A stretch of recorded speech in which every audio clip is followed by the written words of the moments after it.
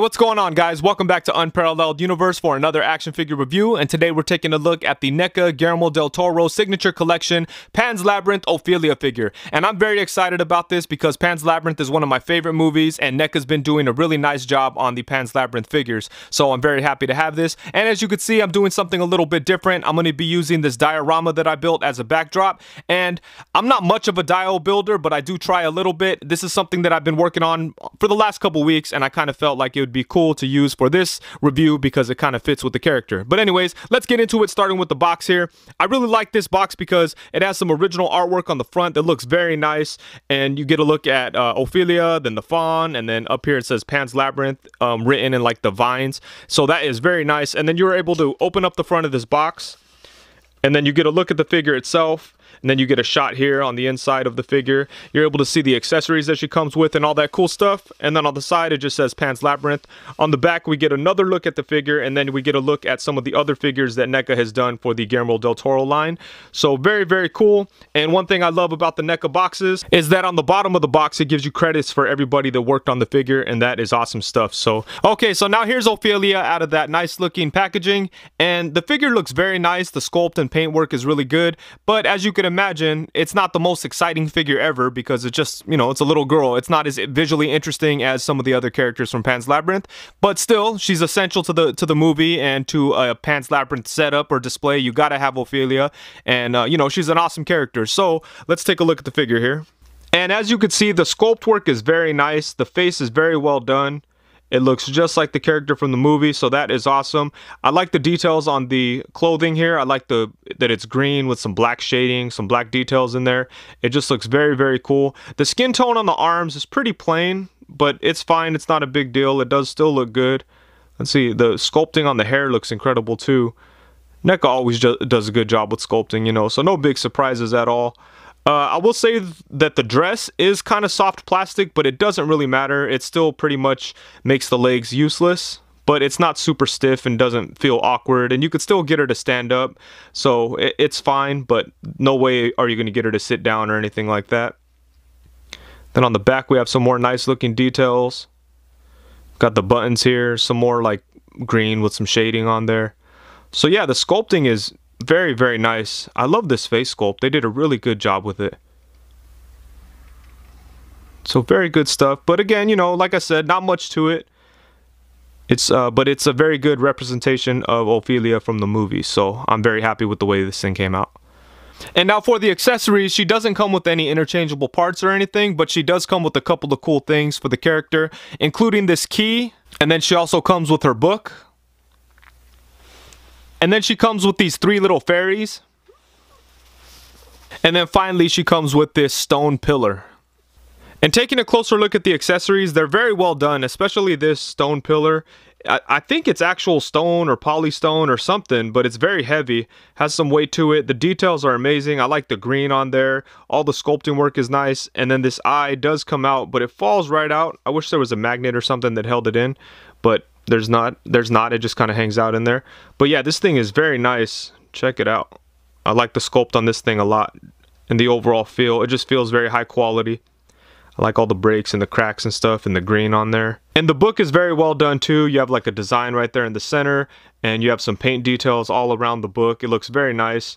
And what's cool about this is that it opens up and you can see the little story in there. And it's written in Spanish on that side, so that's dope. And then the 3 fairies are pretty cool. They're sculpted pretty nice, as you could see. But it's almost impossible to get her to hold them. They're very soft plastic. And I don't know, you really have to mess with it to get her to hold it. And it's really hard to get it like in a natural looking position. No matter what, it kind of looks like, you know, she's the fairy's being held up by the wings and stuff. And it just doesn't look very good. But one thing that I was able to do was just kind of stick the feet under one of the creases of like the shoulder, and that kind of works. But again, it's not the most natural looking way that you'd position like a little creature on somebody's shoulder. But I do like these things a lot. Here's the blue one here. They do look very cool and creepy. Usually a fairy wouldn't necessarily look like this, or this is not what jumps to mind when you think about a fairy, but you know, Guillermo del Toro has to get creepy and weird with it. So these things do capture that look very well. I just wish there was a better way to have them on attached to her, you know, because they're very soft plastic and they just don't really hold. But I guess the shoulder thing works, so I don't know. I am happy with these things. And then last but not least, we have the key, and this does look very nice. There's not too much to it. It's very small, so you can't really see the details that well. But, you know, it looks just fine. It's a old golden key, you know, so it works for what it's supposed to. And for some size comparisons, here she is next to the Neca Pale Man figure, since he's pretty much the only figure that she needs to scale with so far, since we don't have any other Pan's Labyrinth figures. But she does look really nice next to him. He does look big and intimidating. And then just so you get a good idea of the size, here's a couple of other random size comparisons. Here she is with the Marvel Select Rocket Raccoon and the Neca Planet of the Apes Caesar. And now here we have her with the McFarlane Toys Stranger Things 11 and the Mezco 112 Collective Michael Myers. And of course, Marvel Legends Pizza Spider-Man and Marvel Legends Bucky Cap. And I'd say the articulation is probably the weakest aspect of this figure, but it's understandable. The design of the character really doesn't allow for that much articulation, and it really doesn't need it. So, you know, you can't really blame NECA. They've been doing a really good job with articulation on their figures lately.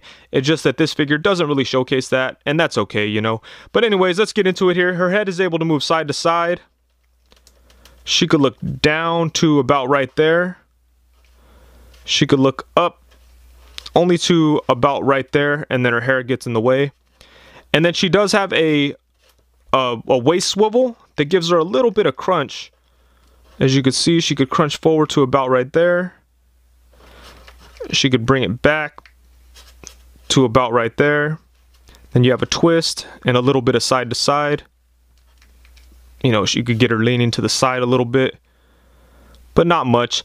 But I'm fine with the way this joint works, because as long as you can move a little bit and it doesn't feel like she's just standing straight up, then I'm happy with it.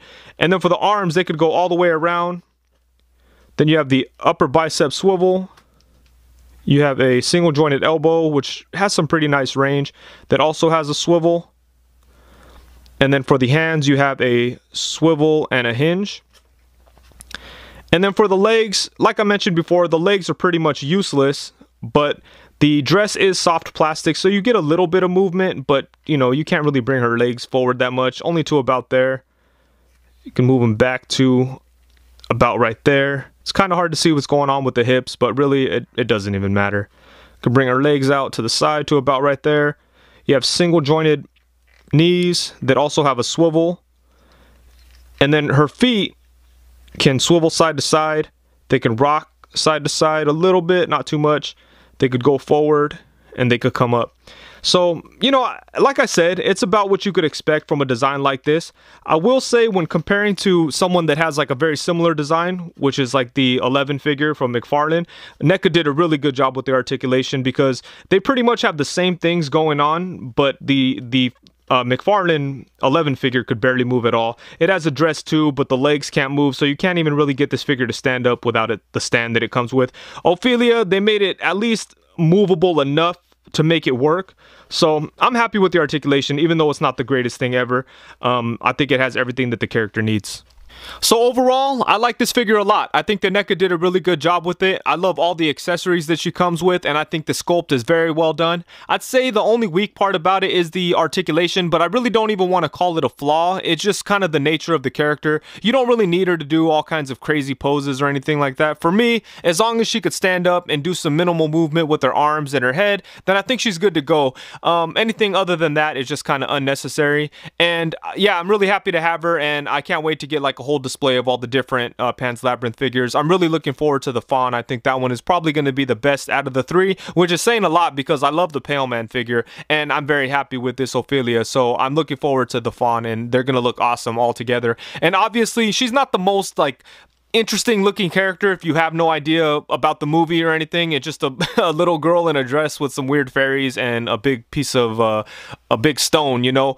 And I doubt that like someone's gonna just walk into Target and find this very interesting and want to pick it up without context. But if you've seen the movie, then you know that this figure is a must-have, you know. So that's my opinion on it. I'm very happy to have this figure. So I think that's it. But before I get out of here, I want to give a huge shout out to Toy News International for sending this figure out to me to review. Be sure to check out the Toy News International website to see a bunch of pictures of Ofelia. It should be posted on there shortly, and I'll be sure to leave a link in the description below so you can check that out. Also, be sure to be active on the forums over there, because there they're always doing giveaways for store credit for Big Bad Toy Store and things like that. All you really have to do is be active over there, and you know, you get a chance to win some free toys. So that's awesome stuff. So be sure to check that out. And I think that's it. Thank you so much for watching. Please be sure to like, comment, subscribe, and all that good stuff. Thank you very much. Peace.